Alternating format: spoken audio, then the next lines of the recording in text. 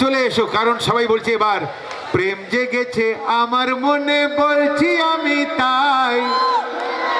তোমায় আমি ভালোবাসি, তোমায় আমি চাই। উড়ি উড়ি বাবা, আরে উড়ি উড়ি বাবা। যখন একটি মেয়ে এই গানটি করলো তো ছেলেটা কি বলেছিল জানো? আমরা বন্ধুরা শুনে নাও।